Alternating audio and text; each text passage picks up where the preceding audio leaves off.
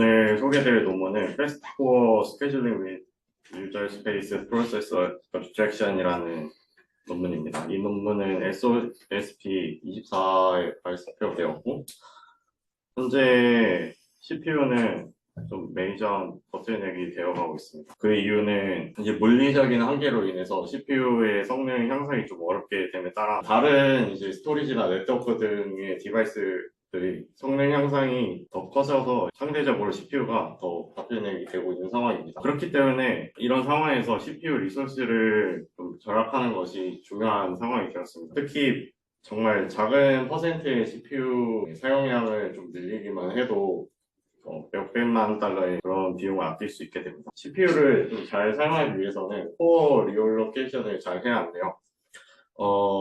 예시로 레이턴시 크리티컬한 어플리케이션과 베스트 디폴트 앱이 각각 있다고 가정을 하겠습니다.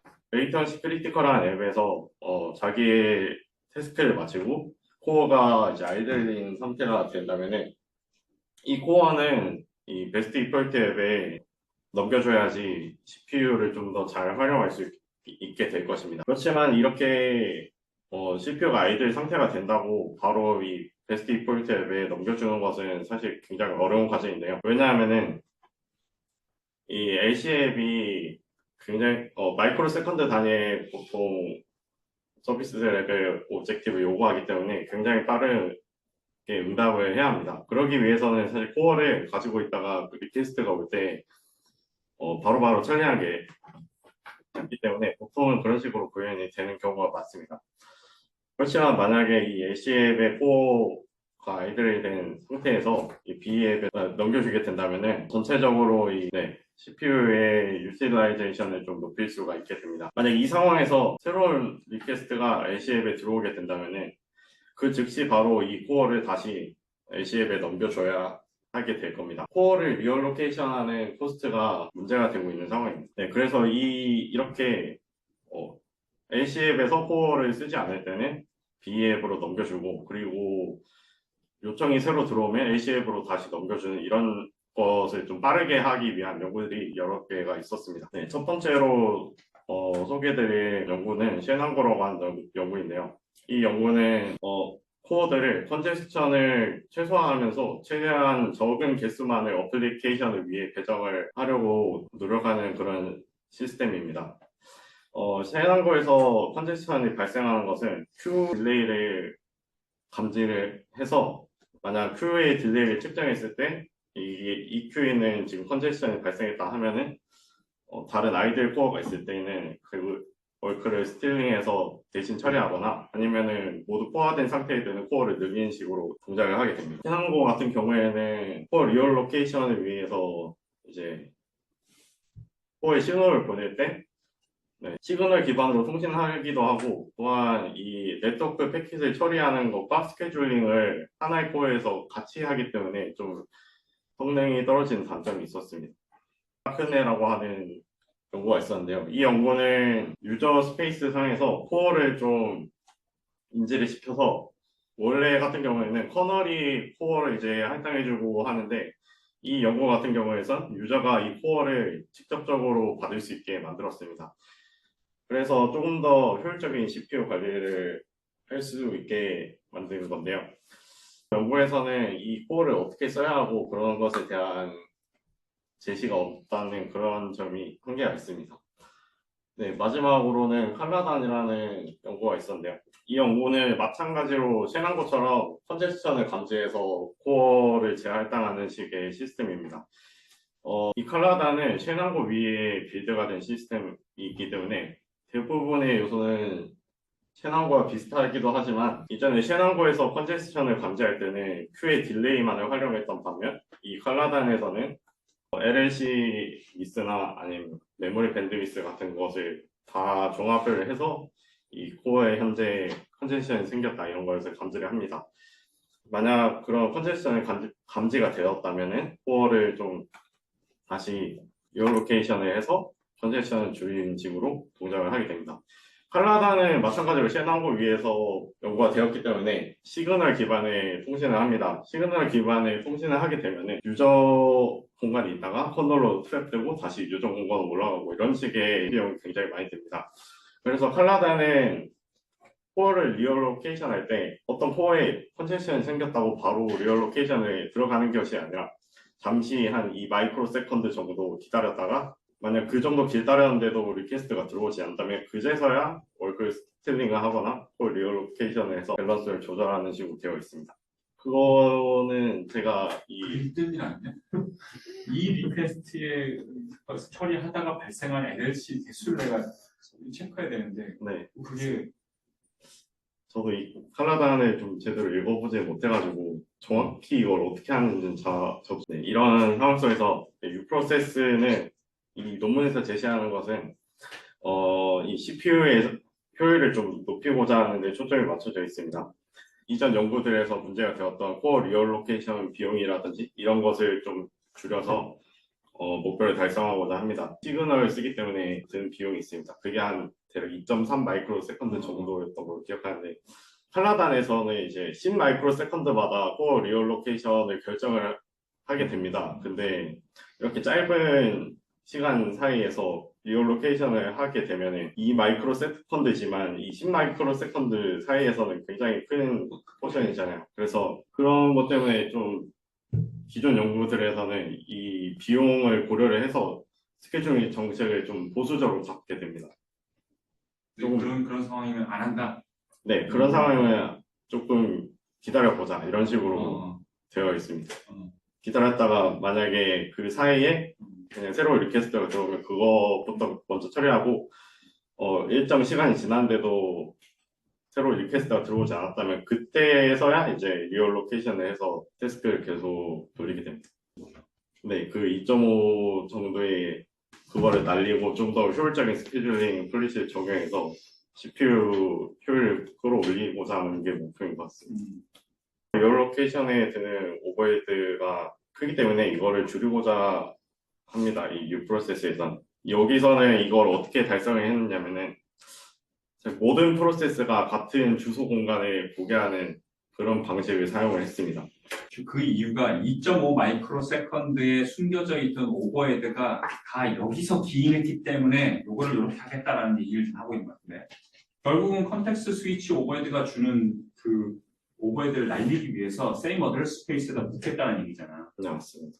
같은 주소 공간을 보게 해서 유저 프로세스 간에 굉장히 가벼운 스위칭만을 하겠다는 게 아이디어인데 이렇게 하면은 사실 문제가 될 수가 있습니다. 왜냐하면은 원래 기존의 리눅스의 프로세스는 리소스 아이솔레이션을 서로 다른 페이지 테이블을 보게 하는 식으로 해서 구현을 해놨는데 이거를 그냥 똑같은 걸 써서 다 같은 걸 보겠다는데 그런 거를 좀 해결해야 필요가 있습니다. 네, 그래서 이 논문 저자들은 same 어드레스 스페이스를 보게 하기 위해서 새롭게 프로세스를 추상화했습니다. 그거를 이제 U 프로세스라고 부르기로 했고, 이 U 프로세스가 풀어야 할 문제가 크게 두 개가 있습니다. 첫 번째로는 쉐어드 어드레스 스페이스에 대해 효율적인 보호 방법이 필요합니다. 만약 이렇게 공유된 메모리 공간에 여러 개의 프로세스가 있고 한 프로세스가 악의적인 목적을 가지고 접근하자고 하면은 같은 페이지 테이블을 쓰고 있기 때문에 쉽게 접근이 가능합니다. 이 문제를 해결하기 위해서 이 U 프로세스에서는 인텔의 MPK라는 기술을 활용을 했습니다. 자세한 얘기는 뒤에서 계속 해보도록 하겠습니다. 두 번째로는 라이트 웨이트 프레임션이 필요한데요. 이 같은 경우에는 같은 공간을 보고 있더라도 터널로 트랩이 되면은 어차피 그 비용이 계속 남아있을 거기 때문에 유저 공간에서 스위칭을 하면서 계속 실행을 해야 합니다. 이제 스케줄러가 코어에 신호를 보낼 때에는 시그널이나 RPI 같은 걸 사용할 수가 있겠지만 기존에 있던 그런 신호를 주는 방법들은 모두 커널로 내려갔어야 했었습니다.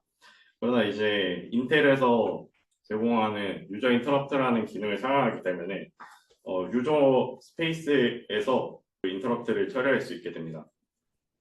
논문의 저자들은 이 유저 인터럽트 기능을 활용해서 스케줄러가 IPR을 보낼 때 유저 공간 상에서만 처리를 할 수 있게 구현을 해두었습니다. 이 그림은 이제 칼라단에서 프레임션을 할 때 처리하는 방법인데요.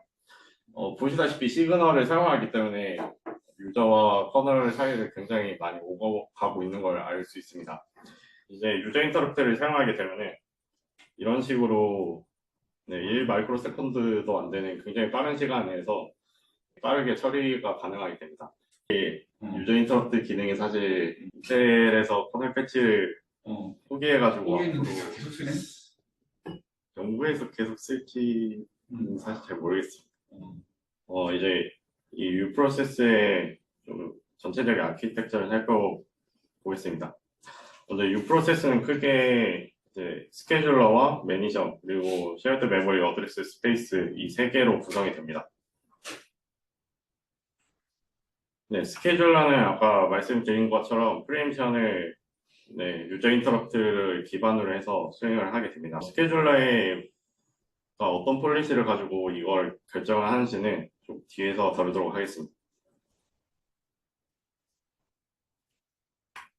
네, 두 번째로 이제 매니저인데 이 매니저는 이 쉐어드 메모리 어드레스 스페이스를 만들어주고 그리고 그 안에서 U 프로세스가 생성되고 없어지는 걸 관리를 해줍니다. 네, 구조에서 가장 중요한 건 쉐어드 메모리 어드레스 스페이스 줄여서 스마스라고 부르는 이 영역인데요. 이 영역을 좀 보시면은 각각의 유저 프로세스들이 이제 공간 위에 존재하고 이 런타임이라는 부분이 하나 추가로 생기게 됩니다. 각각의 U 프로세스들은 MPK 기술을 기반으로 경유가 되고 만약 이 한 U 프로세스에서 다른 U 프로세스로 스위칭을 할 때는 그때는 이제 모든 공간을 다 볼 수 있어야 하기 때문에 일종의 특권이 필요하게 됩니다. 그런 프리빌리지드 펑션들을 이제 런타임에서 부르게 되는 구조로 되어 있습니다. 실제로 이 스마스에서 U 프로세스 간의 아이솔레이션을 어떻게 하는지 알기 위해서 이 MPK라는 게 뭔지 한번 알아보도록 하겠습니다. 유프라가 서로 프로텍션이 되는데 인텔이 MPK 키를 가지고 유저 프락 간의 우리의 접근이 크로스로 접근하는 건 막는다고 되어 있지? 메커니즘이. 네, 맞습니다. 그럼 뭐 핸들링하는 방법이 있어야 되는데 메커니즘이 뭐야? 현재 돌고 있는 유프락이 내가 갖고 있는 MPK를 딱 설정을 해놓으면은 그럼 내가 설정한 MPK가 아닌 다른 에어리어를 접근하려고 하면 그 인텔이 탁 막아버려? 그러니까 이거 커널에서 원래 하는 방식이잖아. 그게 페이지 테이블에 원래 퍼미션이 설정되지 않습니까? 그래서 그 설정된 퍼미션에다가 지금 키를 줘? 아니, 이 PKRU 레지스터라는 곳에 이 P키에 대한 권한을 설정했어요. 그 레지스터에 그게 있어야 될 거라는 거지. 네네. 원래 커널이 그 바운더리 체크해가지고 유저가 접근하지 못하는 건 바로 그냥 셀프폴트를 내버리는 방식처럼 뭔가 있어야 될 것 같아서. 그게 네. 지금 PKRU 레지스터가 그 역할을 하는 거야? 네, 맞습니다. 그래. 그럼 저거를 접근할 수 있는 권한은 그 유프락 시그널을 유저 인터럽트를 줬을 때 들리는 스케줄러 함수는 저걸 다 해제할 수 있는 권한이 있어야 되는데. 네, 맞습니다. 프리빌리지 권한이? 네. 그거는 어떻게 구현돼 있니? 사실 이 PKRU 레지스터에 뭔가 쓰고 읽고 하는 연산이 그냥 링3에서 다 돼가지고 이거를 추가적으로 좀 제한을 해주는 게 들어가 있습니다. 그래서 그거를 좀 제한을 해두고 그냥 일반 U 프로세스는 그 인스트럭션을 못 부르게 해놓은 다음에 어떻게 못 불러? 그거는 샌드박싱을 좀 해두어서 나가는 콜을 다 검사를 합니다. 콜을 검사를 해? 네. 막 네. 거기에 무슨 듀온에서도 사용했던 게 듀온에서 뭐는 얘가 할 수 있어. 이게 되게 프리빌리지 인스트럭션 중에 무엇을 허용하고 무엇을 허용하지 않는다를 내가 적어야 되거든 처음에. VMCS에다 그걸 적어놔야 돼. 얘한테는 어떤 시그널 뭐 무슨 인스트럭션 이거 허용하고 이걸 적어놔야 되거든. 그러면 유저 프로세스가 커널 프리빌리지가 필요한 인스트럭션을 허용을 받게 돼. 그게 이제 듀에서 사용하고 있는 거, 인텔에서 제공하는 기능인데 여기는 그게 지금 커널과 유저의 바운더리가 아니라 유저와 지금 유저 내부에서 있는 립 코드잖아, 런타임 코드잖아. 그럼 그거를 어떻게 구분시키니? 지금 부를 수 있는 지 아닌지. 유저 유프락이 너 저거 못 풀게 할 거라 한 메커니즘이 필요하다고 했잖아, 방금. 근데 이게 어. 뒤에서 설명을 드릴 건데 콜게이트라는 걸 따로 두어서 거기 있는 걸 부르면 권한 상승이 되도록 구현이 되어 있습니다. 아, 콜게이트를 건든다고?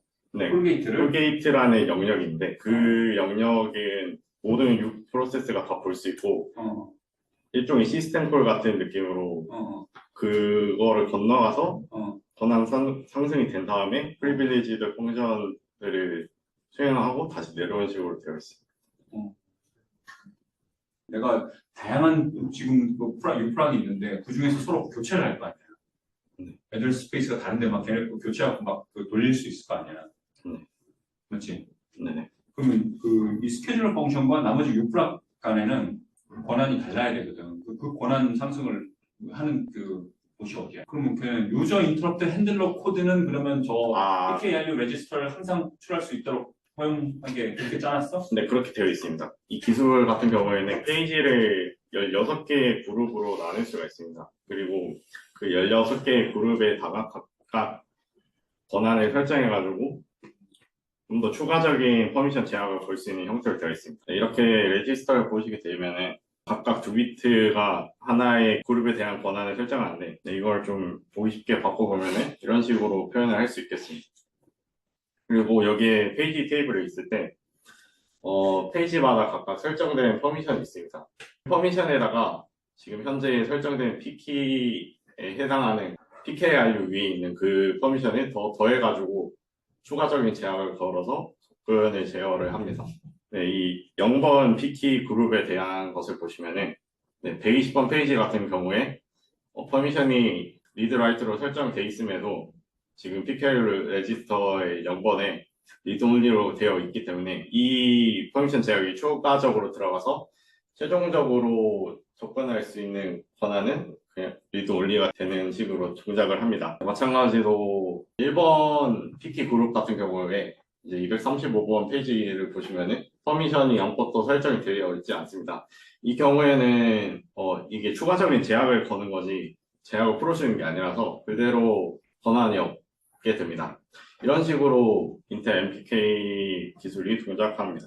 프로세스에서는 이 기술을 토대로 각자의 영역에 대한 접근 권한을 설정을 하고 나머지는 다 디세이블 시키는 식으로 제어를 해두었습니다. 그걸 처음에 유프락이 하는 게 아니라 유프락을 처음에 생성시킬 때 그걸 해줘야 되는 거지 그 영역에 대해서. 네, 맞습니다.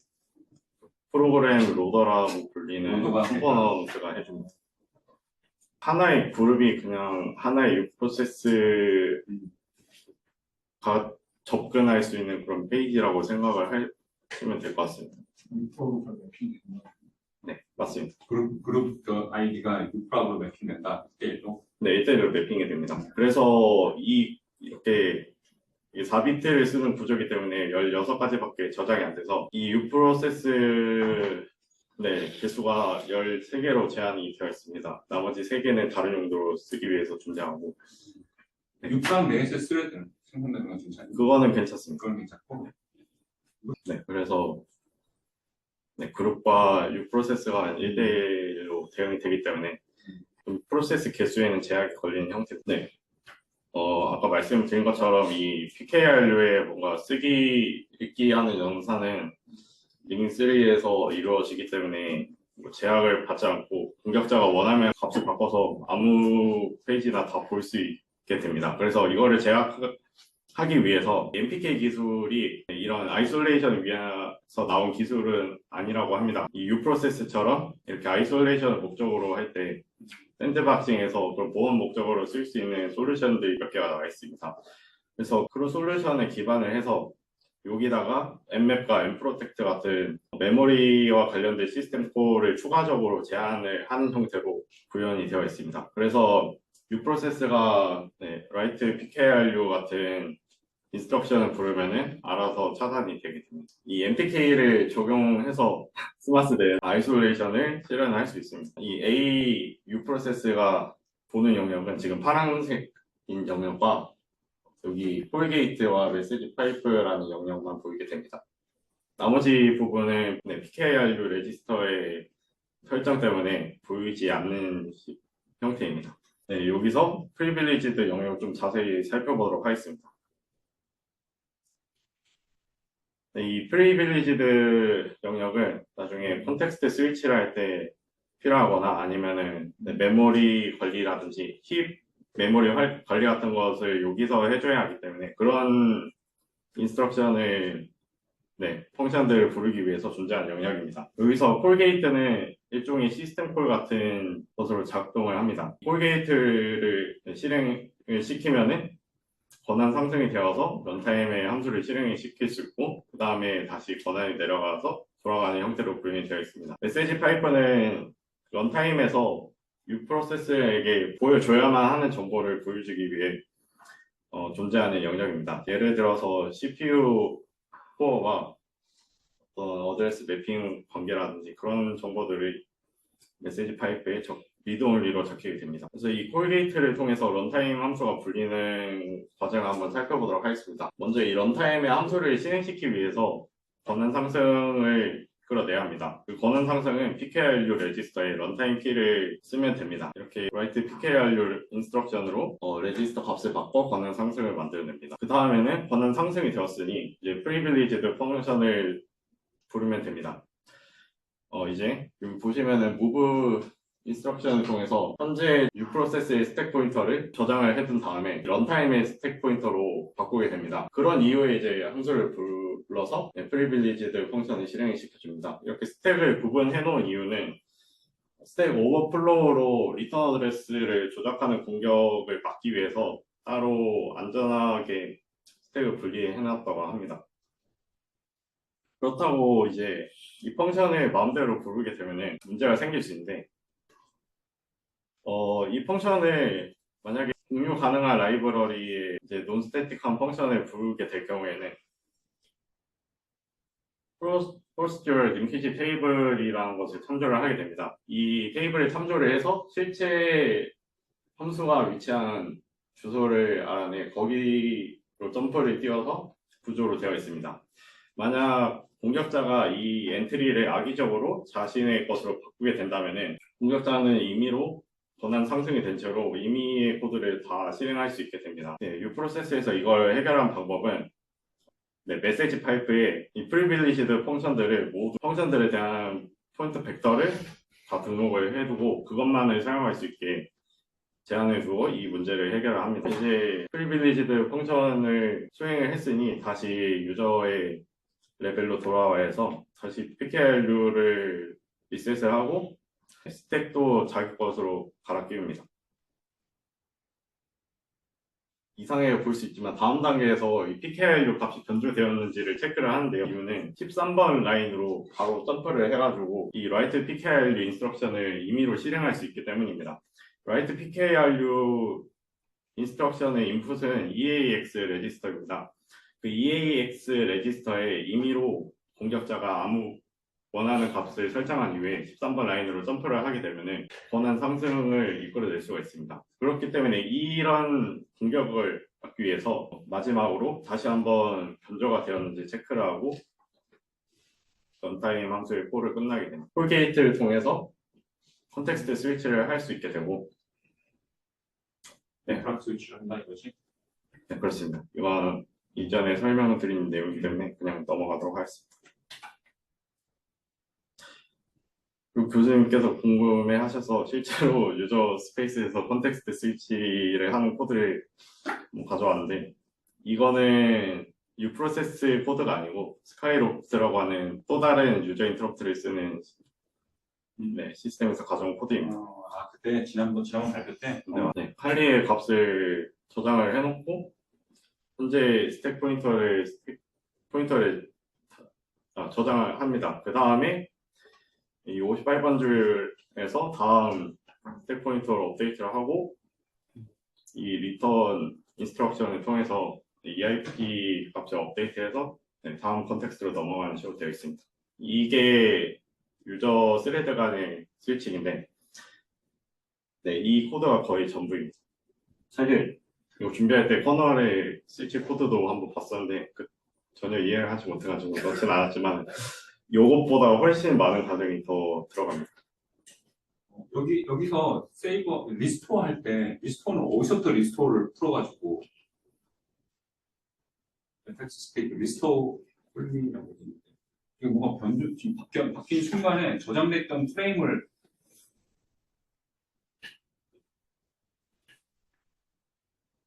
현재 스택 프레임에 콜리 세이브를 시키면 레지스터 다 쏟아지고 너가 저거를 스택 프레임을 바꾸는 순간 여기 이 얘네 스택 프레임에서는 이미 쏟아져서 저장되어 있던 다른 그 스레드에 저장된 형태를 그대로 갖고 있으니까 그 상태에서 리스토어 콜을 해버리면은 바로 여기에 저장된 걸로 다 풀어버린다 이 얘기네 지금. 네. 커널은 그거를 유저 스택과 커널 스택 사이에서 이거를 세이브 리스토어를 해야 되니까 그걸 스택 바꾸고 여기서 다 일일이 빼주는 걸 따로 다른 콜로 했는데 인스트럭션을 통해서 했는데 이거는 되게 간단하게 돼 있구나. 네. 그럼 유프로세스 스케줄러를 살펴보도록 하겠습니다. 네, 왼쪽은 이제 기존의 칼라단 같은 시스템에서 사용하는 구조이고 오른쪽은 네, 유프로세스에서 사용하는 구조입니다. 칼라단 같은 경우에는 LC앱과 BE앱을 나눠 두어서 이 안에서 막 월크 스틸링을 하거나 콜 리얼로케이션을 하는 등의 복잡한 과정이 필요했지만은 유프로세스 같은 경우에는 코어 리얼로케이션에 드는 비용을 굉장히 많이 낮췄기 때문에 어플리케이션 분리 필요 없이 다 같이 관리를 하게 됩니다. 그래서 이 스케줄러가 어떤 폴리시를 갖고 동작하는지 살펴보자면은 먼저 코어를 다 보면서 이 코어가 오버로드 되었는지 검사를 합니다. 이 검사하는 과정은 칼라단에서 썼던 방법을 그대로 활용을 하였다고 합니다. 만약 코어가 이제 오버로드 되어 있고 그 코어에서 B앱이 돌고 있으면은 그 코어를 프리엠프트 시켜가지고 다른 태스크를 실행을 시키도록 합니다. 그리고 만약 B앱이 아닌 A앱 같은 게 돌고 있었다면은 그 코어에 할당된 큐에서 스레드만 뽑아서 다른 큐에다가 보내는 식으로 동작을 합니다. 만약 코어가 아이들 상태가 되었으면은 B앱에 대해 프리엠션을 한다고 했는데 이 프리엠션을 하면은 그 B 스레드가 있을 거 아닙니까? 그 스레드는 글로벌 B 큐에 넣어도 됩니다. 그 다음에 다음에 이제 코어가 아이들 상태가 되었을 때 그때 이제 B 앱의 큐에서 스레드를 뽑아서 그거를 실행을 시키는 구조로 되어 있습니다. 이제 유프로세스에 대한 설명은 거의 마무리가 되었고 이 유프로세스는 프로세스의 abstraction을 고 이거를 실제로 구현한 거는 이 저자들이 베셀이라는 이름으로 부르게 됩니다. 베셀은 리눅스 5.1, 6.15 버전에 구현이 되어 있고 이 버전을 선택한 이유는 유저 인터럽트 패치가 공개되어 있는 버전이기 때문에 이 버전을 선택해서 구현을 했다고 합니다. 이 외에는 추가적인 커널의 수정이 없이 모두 유저 스페이스에서 구현이 되어 있습니다. 네, 구현된 베셀의 아키텍처인데요. 거의 대부분의 얘기를 설명을 드려가지고 좀 특이한 점을 보시자면은 아까 말씀드린 메모리 관리 같은 거는 여기서 다 해줘야 하기 때문에 이렇게 메모리 매니지먼트 컴포넌트가 있습니다. 커널에서 올라오는 시그널이나 아니면 유저 인터럽트 잡기 위한 시그널 핸들러가 여기 컴포넌트로 들어있고 나머지는 네트워크나 스토리지 같은 걸 처리하기 위한 데이터 플레인이 이 런타임 영역에 존재합니다. 네, 그 로더라는 컴포넌트가 실제로 유프로세스가 실행이 될 때 프로그램을 로드를 하면서 프로그램이 라이트 PKR을 부르는지 이런 거를 다 검사를 하고 안전하게 실행을 시킬 수 있도록 도와주는 역할을 하고 있습니다. 중요한 펑션은 여기 런타임에다가 다 몰아놓고 커널 인터페이스 왔다 갔다 하는 것도 다 그냥 거기다 몰아놓고 네, 맞습니다. 부를 때는 나머지 유프락들이 그냥 콜게이트를 부른다는 게 결국은 저 런타임에 있는 함수를 부른다는 얘기잖아. 네, 그렇습니다. 그렇게 들어가서 그러면 들어가자마자 이 코드는 우리만 짤 수 있는 거니까 네. 런타임 배포하는 사람이 네. 그 코드에 들어오면은 아까 그 PKRU 레지스터 바꿔가지고 에스컬레이션 시켜가지고 거기서 얘가 부르고자 했던 그 펑션에 해당하는 거 저기서 여기서 처리해주고 다시 돌려주고. 네, 이제 이밸류에이션입니다. 먼저 서버 하나와 클라이언트 4개로 실험이 진행되었고 서버는 유저 인터럽트 기능을 지원하는 4세대 제온 CPU에서 진행을 하였다고 합니다. 네트워크는 100GB/s. 먼저 첫 번째 실험은 LCA 앱과 B 앱을 하나의 코어에 공동으로 배치시켰을 때 실험입니다. LCA 앱으로는 맨캐시드를 사용했고 B 앱으로는 플로트 포인트 벤치마크인 림팩을 사용했다고 합니다. 워크로드는 페이스북의 USR 리퀘스트 디스트리뷰션을 사용했습니다. 이 워크로드 같은 경우에는 대부분의 요청이 1 마이크로 세컨드 정도를 가진다고 생각하시면 되겠습니다. 네, 실험 결과를 보시면은 가장 왼쪽에 결과를 볼 수가 있는데 이 LC앱의 스루풋이 16메가 오퍼레이션 퍼 세컨드일 때 칼라단과 비교를 하면은 대략 44% 정도의 차이가 난다고 합니다. 칼라단은 베셀에 비해서 코어 리얼로케이션 비용이 크기 때문에 이런 데서 레이턴시가 생긴다고 볼 수 있겠습니다. 우측의 두 그래프를 보실 때도 베셀이 다른 시스템에 비해서 상대적으로 B앱의 코어를 더 잘 나눠주는 모습을 볼 수 있습니다. 다음은 이제 DB에서 실험한 결과인데요. LC앱은 사일로를 사용했고 워크로드는 TPCC를 사용했습니다. TPCC의 경우에는 서비스 타임이 20에서 280 마이크로 세컨드로 좀 전에 워크로드보다는 조금 더 긴 처리 시간을 가지고 있습니다. 이때는 이제 왼쪽의 그래프를 보시면은 베셀과 칼라단의 차이가 거의 나지 않는 것을 볼 수 있는데요. 이 이유는 서비스 타임이 길다 보니까 이 코어 리얼로케이션 비용이 거기에 가려져서 그렇습니다. 그래서 이런 워크로드 상에서는 칼라단과 베셀이 거의 최적의 성능을 보이는 것을 알 수 있습니다. 네, 두 번째로는 LCM만을 사용해서 많은 LC앱을 한 코어에 코어 로케이션 시켰을 때의 결과인데요. 베셀과 칼라단을 가지고 실험을 진행을 했습니다. 베셀의 경우에는 코어 로케이션 시킨 LC앱의 수가 늘어남에도 불구하고 피크 스루풋이 거의 그대로 유지되어 있는 모습을 볼 수 있습니다. 그에 비해서 칼라단은 코어수가 늘어나면 늘어날수록 그 피크 스루풋이 계속 줄어들고 있고 또한 테일 레이턴시 또한 나빠지는 것을 볼 수 있습니다. 네, 이 또한 코어 리얼로케이션 비용이 낮기 때문에 이런 결과를 본다고 저 2.5